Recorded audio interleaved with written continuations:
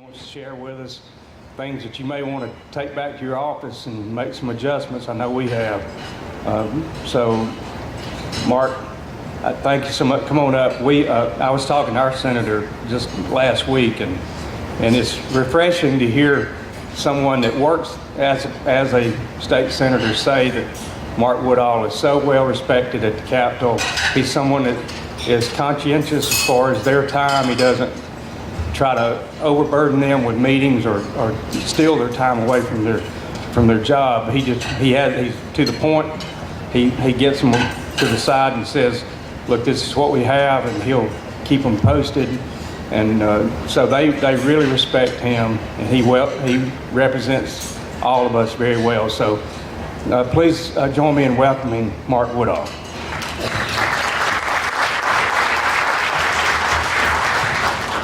Thank you very much, Randall. You've set the bar real high here today. It is my distinct honor and privilege to be here and represent this group. Going on my 29th year with AGC. Had 10 years in Florida before I got up to Georgia with Mr. Dunham. We're going to talk a little bit about elections, a little bit about the political process down at the Capitol, up in Washington. And this whole program is meant to be interactive. We have our chairman of our legislative committee and a number of members here. We don't go back to the office and dream this stuff up. I mean, you really can't. We react with our legislative program based on what occurs out there in the industry. So again, this thing's meant to be interactive. As we're going through it, you have questions, I'd be happy to stop and try and answer them.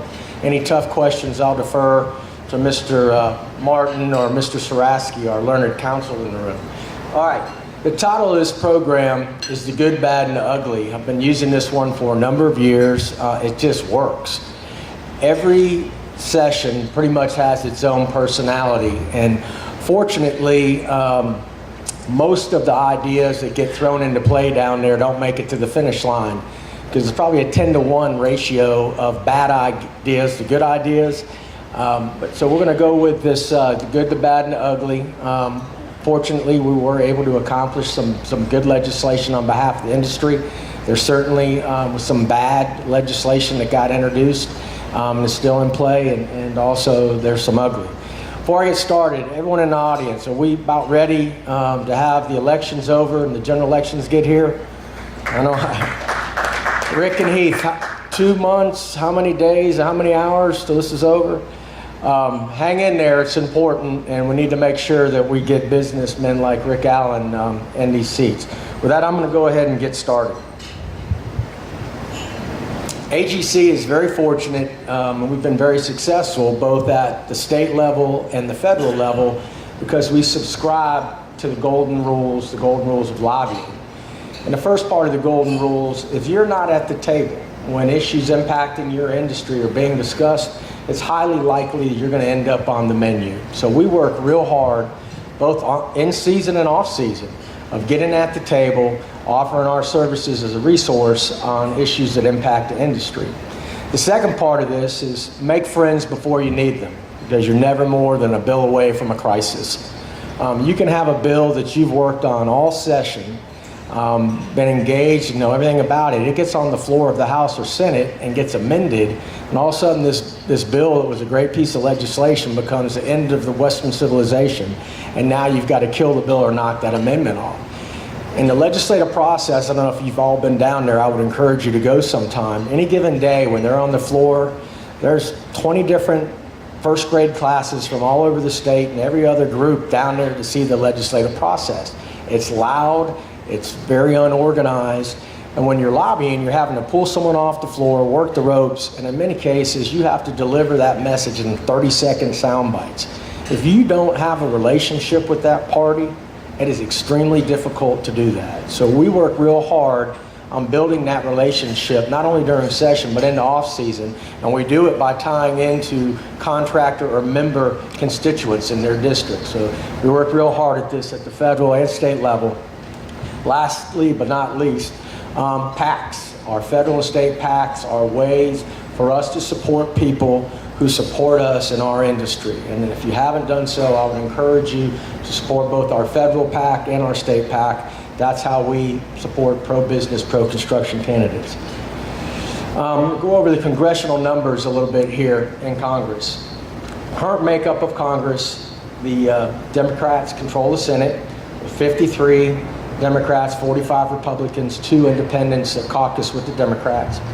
The House is controlled by the Republicans, Mr. Boehner's group, 234 Rs, 199 Democrats, and 2 seats are vacant. In Georgia, we have 2 U.S. senators, currently Saxby Chambliss and Johnny Isakson, and our congressional delegation's 14. We picked up an additional seat as a result of the 210 census, so the numbers break down: 9 Republicans, 5 Democrats. We're hoping to raise that Republican number up to 10 and lose a Democrat here in a little bit. I want to again recognize Mr. Allen with R.W. Allen is running in the 12th district. It's a newly drawn district, basically goes down to Chatham County, up to Augusta, and runs pretty much across 16 to Dublin. That seat has been identified as one of the top seats in the country, not just in Georgia, for the R's to take that seat, and we're very hopeful that that takes place. These are our projections. There have been a number of polls that everyone looked at and a number of races that have already taken place, and there's been a number of upsets based upon what the polls have said. But the current projections are the Republicans will pick up, not only hold the seats in the House, not only hold the majority, but they're going to gain seats. Again, we hope to pick up the 12th district in Georgia. In the Senate, there are 6 seats that need to be picked up to have the majority flipped from Democrat control to Republican control. And these are the likely seats to flip: West Virginia, South Dakota, Montana. The good shots you see here in North Carolina, Arkansas, Louisiana, Alaska, and 5 potential: New Hampshire, Virginia, Colorado, Michigan, and Iowa. Our seat here in Georgia is in play. I think 2 of our statewide races are in play. Our Senate race and our governor's race have potential to be in play. So again, it's very, very important to get out there and vote. Lastly, but not least on this page, all politics are local. Eric Cantor, our majority leader in the House, way high up in leadership of the party, got waxed in his primary race in Virginia. And folks sometimes forget about who puts them in office, who keeps them there, and forget about local politics. So again, all politics is local. Any questions through any of this? In Georgia, Saxby Chambliss last year announced his retirement. Very safe seat, most folks thought. 3 sitting Republican members of the House vacated safe Republican seats: Jack Kingston in Savannah, Paul Brown in the Athens area, and Phil Gingrey in Marietta, all left safe Republican seats to run for that open Senate seat. The makeup, and again, we talked about some of the polls. AGC, National AGC, supported Jack Kingston in that race after the primary. We supported in the runoff based on a long relationship with Mr. Kingston. We will be supporting Mr. Perdue in the race against Miss Nunn. Quite frankly, it all comes down, Michelle, I'm sure, is a fine American, but we need to take the Senate to help control the purse strings with some of our federal agencies that are out of hand and some of the stuff that's coming out of Washington under the regulatory arena. Looks like Buddy Carter will be our new congressman from Savannah. Jody Heiss won a runoff in the 10th district, and he's favored to win that race there. Barry Loudermilk is our new congressman from Cartersville. That's Gingrey's seat. And again, we're hoping Rick gets to the finish line in the 12th district. In Georgia, all of our statewide races are open for re-election: governor, lieutenant governor, secretary of state, all the way through, all 56 Senate seats and all 180 House seats. Our state legislative committee and PAC committee are very, very active. We will be involved in over 150 races this election cycle. All right, with that, any questions on politics? Any of you guys out or women out in the audience that have a relationship with a local member, House member, senator, we would love to foster that relationship not only with y'all, but with AGC. We've been working real hard. Last week we did a 4-city tour, delivering PAC checks in their district many times with the local constituent there, and that really helps us build that relationship. So any of these folks that you have, we'd love to know. Yes, Rick? Well, I just want to add something to what Mark's saying. The Democratic Party targeted 2 states to turn purple. Red, purple, and then hopefully blue. It was Texas and Georgia. Well, their governor candidate in Texas is gone. So they're taking all their money now and they're focusing on turning Georgia purple. I'm telling you, we don't get out there and help these folks at the state level. The Democratic Party also put someone to run against every Republican office holder, even in the hard Republican district, just to try to get their turnout. So they're doing everything they can to flip this thing. And all I'm saying is, please, y'all, tell everybody that you know this got skin in the game to go vote. Because if we don't, it's going to be a bad day November 4th. I just want to make that clear, Mark. Thank you, Rick. Before we get started, I don't need to tell Rick and Heath as campaign manager, the election season and politics is a full contact sport. I had some of Murphy's Law go wrong with me today, so I'm going to read you a couple of Murphy's Rules of Combat that can be applicable to the election process and also what we do down at the Capitol. If the enemy is in range, so are you. The easy way is always mind. If your attack is going well, you have walked into an ambush. If you make it too tough for the enemy to get in, you can't get out. With that, I'm going to go get into our political program from last year. I think these are very applicable for what we do down at the Capitol and certainly in your elections. We had 4 bills that passed last year that I want to talk about. There were a number of other good bills for the purpose of this presentation. We obviously can't go through them all, but if you have any questions on any of those other issues, I'll be happy to try and speak to them.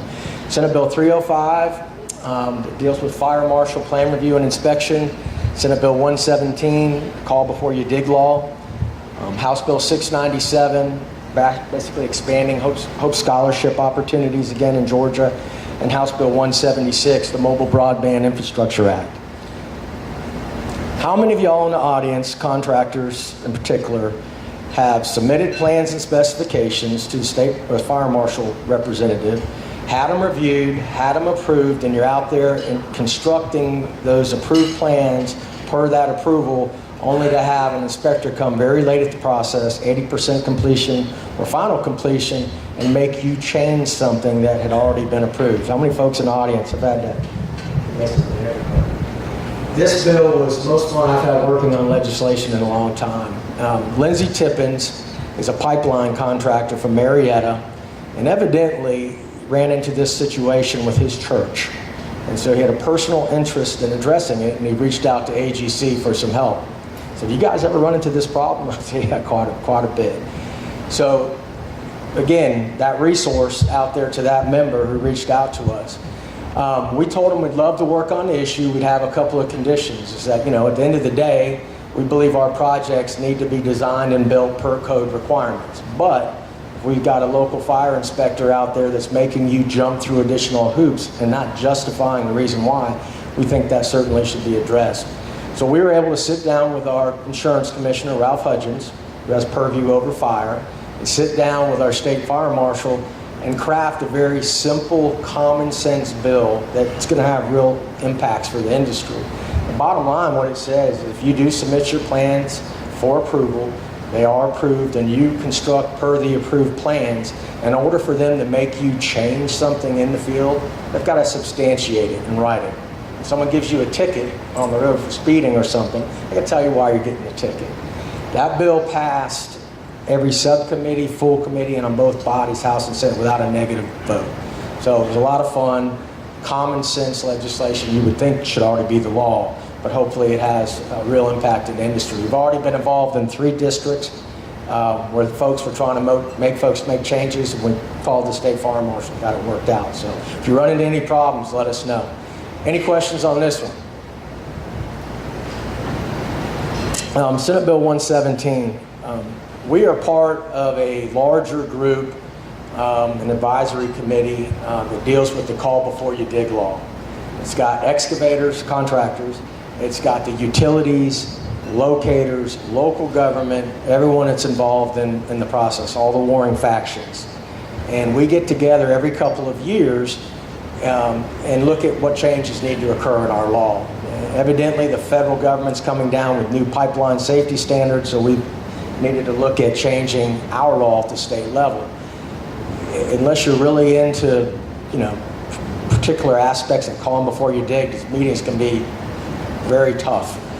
They last like 4 hours. So I wasted about 2 months of my life going through these meetings to get this draft done, and everyone was on board. We had it moving through the process last year, and we moved it out of the Senate, and all of a sudden the Public Service Commission shows up, so we've got a problem with the bill. One of the changes we made, and again, these are all positive for the excavators, was clarifying the definition of excavation. And when I think of excavation, I think of digging.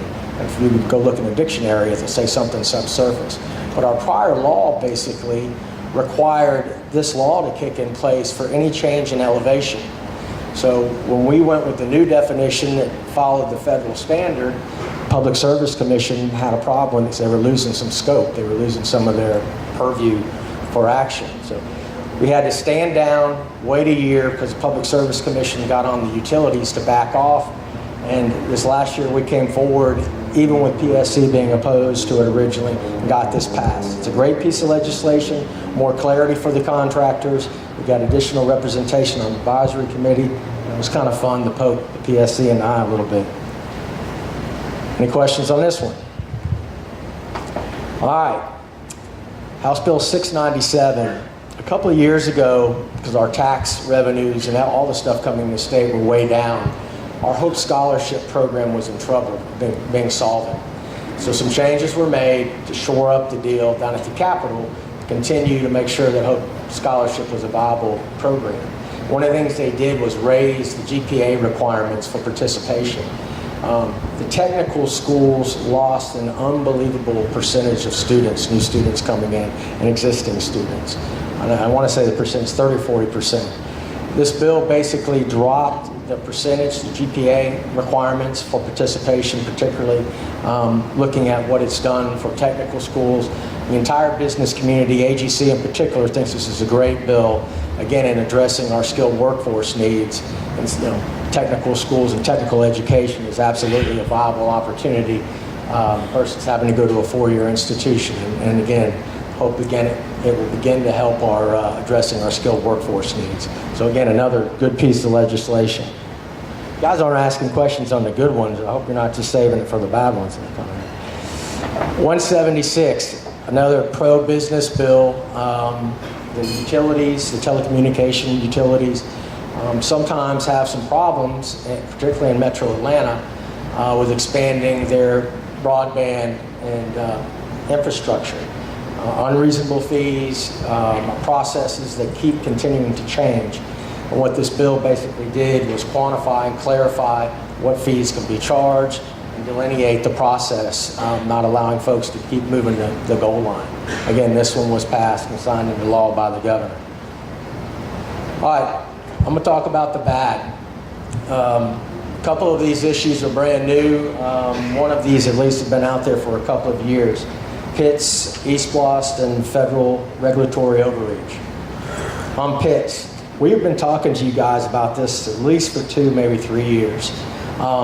This issue deals with workers' comp and unfortunately dealt with a death on a construction project on the International Airport project for Atlanta. Georgia, like most states, recognize workers' comp as the exclusive remedy for job site injuries or deaths. And there's a trade-off there. There's no fault coverage, okay, for that employee. Even if they're at fault, the employer's providing that no fault coverage, but it is exclusive remedy for employers. You can't be sued by that injured employee. In 2011, Holder, Manhattan, Moody, Hunt, joint venture with Atlanta doing that big project out there. We're working under an owner-controlled insurance program that requires higher levels of insurance coverage, at least for the prime and first-tier subs. Holder subcontracted with a grader, Archer Western Company, who in turn subcontracted with a trucker to bring fill onto the site. The folks that were required to be in the OSIP, the owner-controlled insurance program, were required to have $10 million of auto liability coverage, folks that were determined to be in the OSIP. The trucker came onto the site, ran over and killed an employee of Archer Western, the grader, which is obviously tragic. But the company paid out under workers' compensation as required by the law. The estate of the deceased was able to file suit against the firm, the trucker that ran over and killed them, and they recovered there. But the money that they were able to recover, he had $1 million of auto liability coverage, was not in the OSIP, versus the folks upstream, Archer Western and the general contractor, had $10 million of coverage. Pretty clever trial attorneys successfully argued that the deceased was an intended third-party beneficiary of that contract between Atlanta and the general contractor. So what that, and this bounced back and forth between the courts, and he was able to do this even though workers' comp in Georgia is the exclusive remedy for job site injuries or deaths. We won at the trial court level. They won at the appellate court level. We petitioned the Supreme Court to take it up.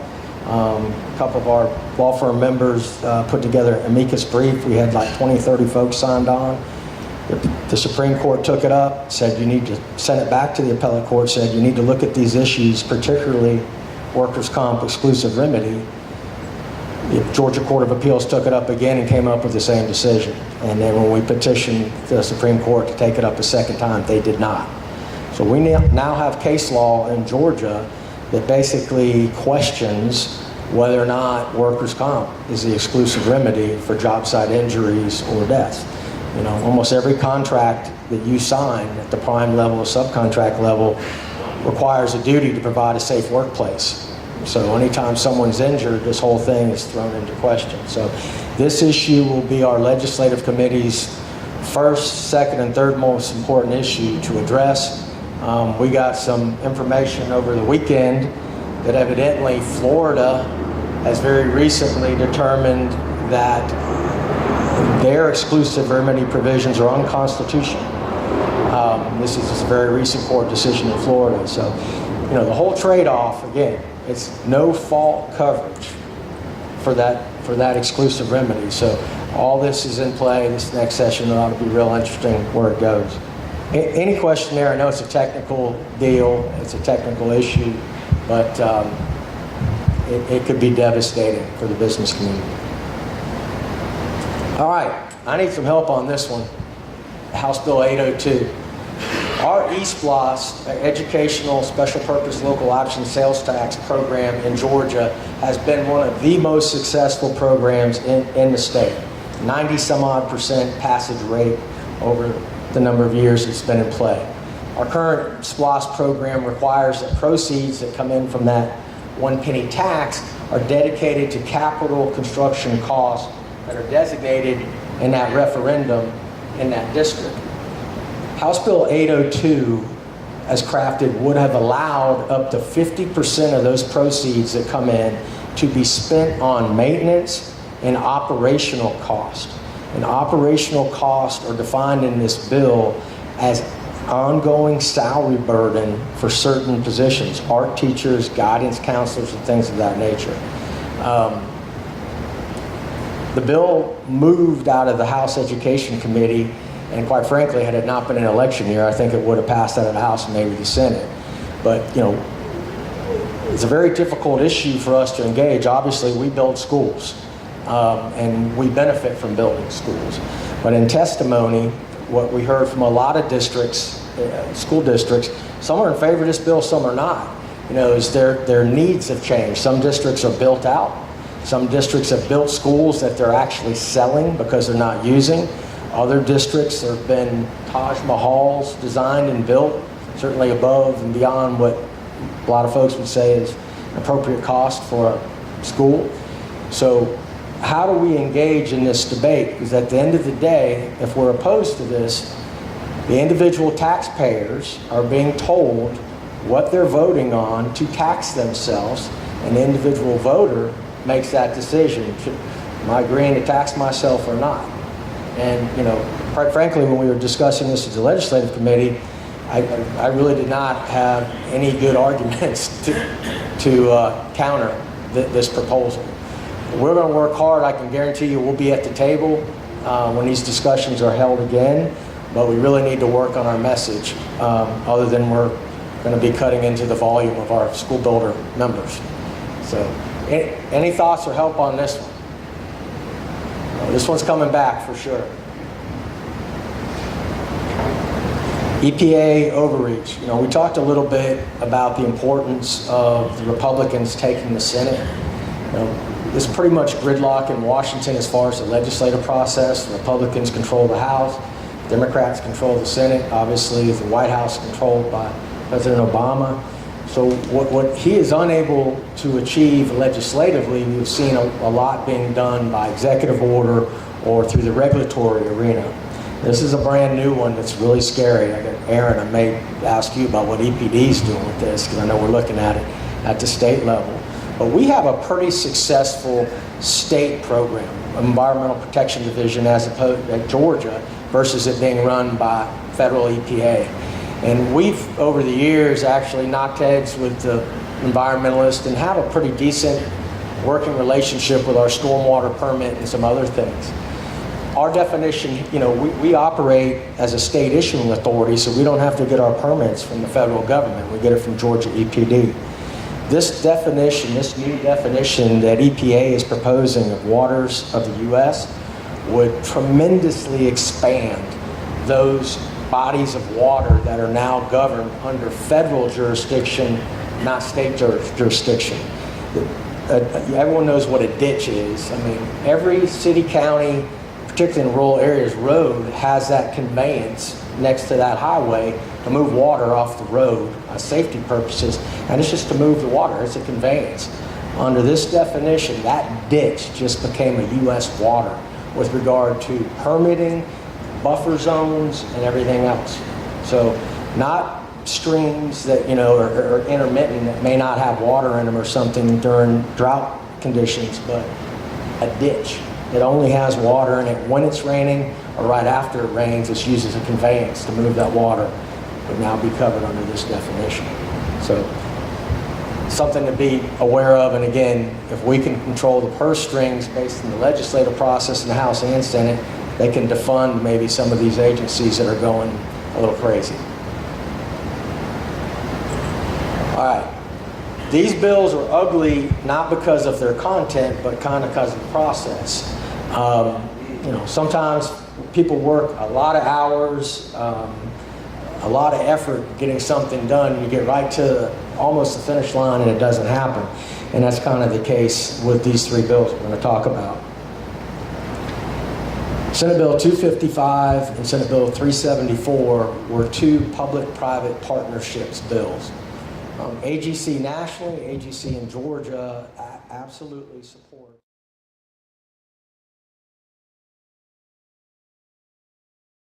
Investment Commission showed up late to the dance and had some problems with it. So because it was the second year of a 2-year session, we got to start over again next year. Senate Bill 374 was also a P3 bill dealing with Atlanta Beltline. Got that thing out of both bodies, but it came out of the House and Senate in different forms. So it went to conference committee. The Georgia Municipal Association tried to expand sovereign immunity in that bill, and that caused that bill to crash and burn as well because of the lateness of that issue in the hour. So again, AGC is going to be at the table. If we're committing public funds with P3, from a fundamental standpoint, we believe it needs to be open, it needs to be competitive, And if we do allow unsolicited proposals, then we need to absolutely allow for competing offers with reasonable timeframes. 363, and there were a couple of bills on this topic.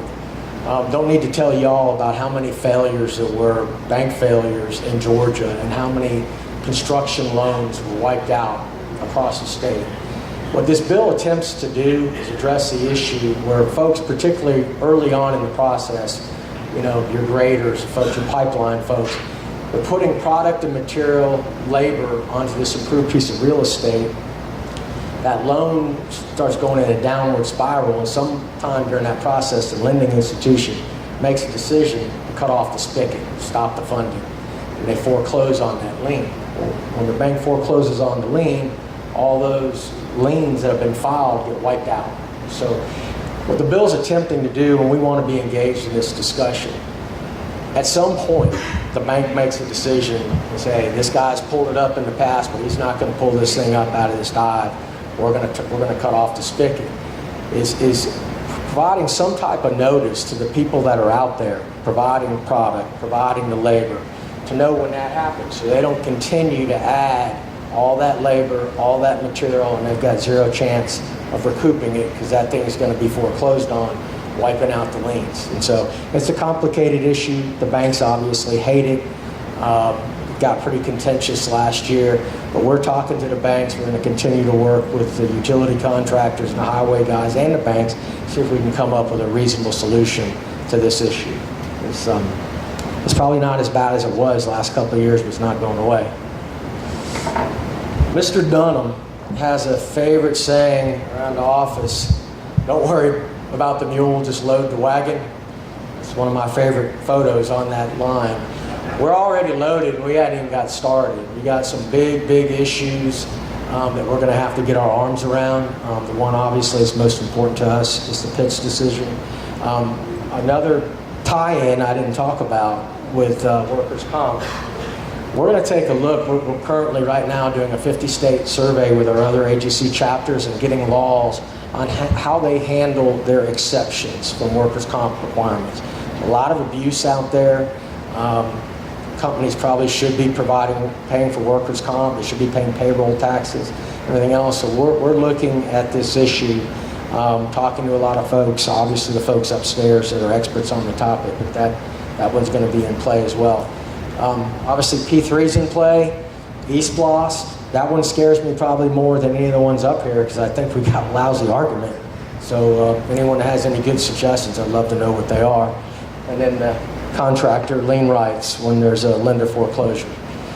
Anything else out there we need to know about? I can assure you that when the bell rings, there will be a whole new round of bad ideas introduced by some fine American from some part of Georgia, but we'll be engaged.